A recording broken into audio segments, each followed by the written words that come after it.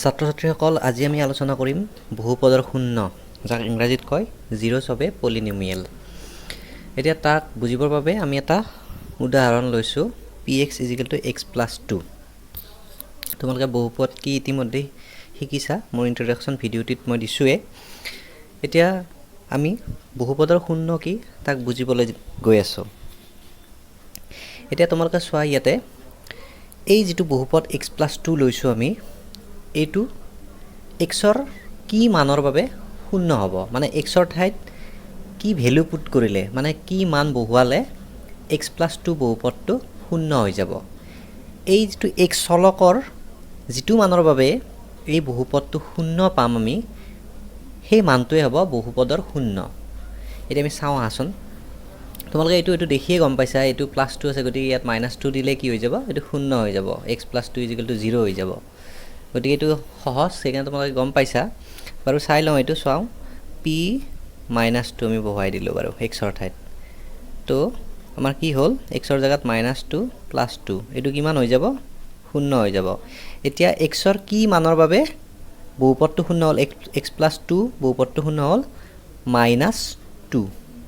চোৱা, এতিয়া বহুপদৰ শূন্য কি হ'ব, এই বহুপদটোৰ শূন্য হ'ব -2। আমি লিখিম এতিয়া x+2 বহুপদৰ এটা শূন্য হ'ব -2।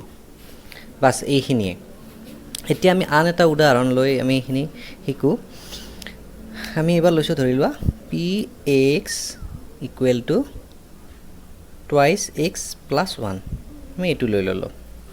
এতিয়া এইটোতকৈ অকণমান কঠিন এইটো, কিন্তু তোমালোকে ভাবিব পাৰা যে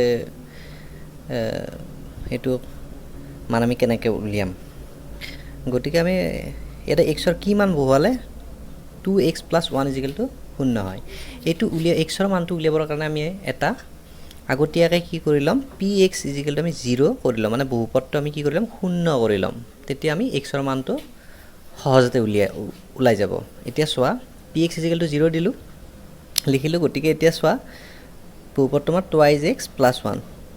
চোৱা, 2x+1 = কি হ'ব, 0 হ'ল। এতিয়া এক্সৰ মানটো আমি উলিয়াব লাগে। তাৰ কাৰণে আমি কি কৰিম, এক্সক লেফ্ট ছাইডে ৰাখি ৰাইট ছাইডে সকলোবিলাক মান কি কৰিম, আমি ট্ৰেন্সফাৰ কৰিম। এতিয়া চোৱা, 2x ৰাখিলোঁ প্ৰথমতে, এইটো +1 আছে, এইফালে গ'লে কিমান হ'ব, -1 হ'ব, তোমালোকে জানাই। তাৰপিছত x ৰাখিম, 2টো সেইফালে গ'লে কি হ'ব, পূৰণটো কি হৈ যাব, এইফালে গ'লে হৰণ হৈ যাব, সেইটো জানাই তোমালোকে। গতিকে এক্সৰ মান কিমান পালোঁ, -½ এতিয়া 2x+1 বহুপদটোৰ শূন্য কিমান হ'ব, -½ আমি এইটো লিখিব পাৰিম। তাৰ কাৰণে আমি পৰা পৰীক্ষাও কৰি চাম হয়নে নহয়। তাৰ আগত এইটো লিখি লৈছোঁ, 2x+1 বহুপদটোৰ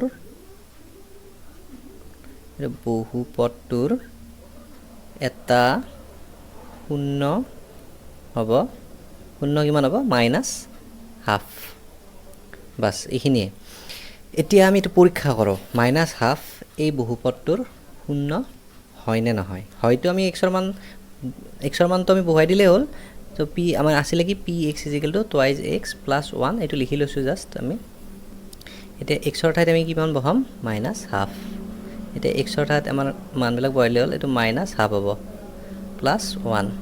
এতিয়া 2 কেঞ্চেল যাব, 2 এইটো কেঞ্চেল গ'লে কিমান থাকিলে ইয়াতে, -1 +1 -1 + 1 কিমান পাম, 0 পাম। এতিয়া গম পালা হাফৰ কাৰণে কি হৈছে, বহুপদটো আমাৰ শূন্য হৈছে, -½ কাৰণে। গতিকে তোমালোকে এনেকৈ উলিয়াবা, নিশ্চয় বুজি পাইছা বহুপদৰ শূন্য কি বস্তু। মই আৰু এবাৰ লাগিলে কৈ দিছোঁ, বহুপদ মানে চলকৰ যি মানৰ বাবে বহুপদটো শূন্য হ'ব, সেই মানটোৱে বহুপদৰ শূন্য। ইয়াতে হৈছে -2 বহুৱাৰ কাৰণে বহুপদটো শূন্য পাই গ'লোঁ, গতিকে -2 হ'ব বহুপদটোৰ শূন্য। ঠিক তেনেদৰে ইয়াত 2x+1ত আমি -½ বহুৱাৰ কাৰণে আমাৰ কি হৈছে, বহুপদটো শূন্য হৈছে। গতিকে আমি বহুপদৰ শূন্য কি পালোঁ, -½ এতিয়া চোৱা, তোমালোকে বহুপদৰ শূন্য হোৱাৰ কাৰণে প্ৰথম চৰ্তটো তোমালোকে এইটো লিখিবা, এইটোৱে মেইন চৰ্ত। px = 0 কৰিলে তোমালোকে বহুপদৰ শূন্যকেইটা উলিয়াব পাৰিবা।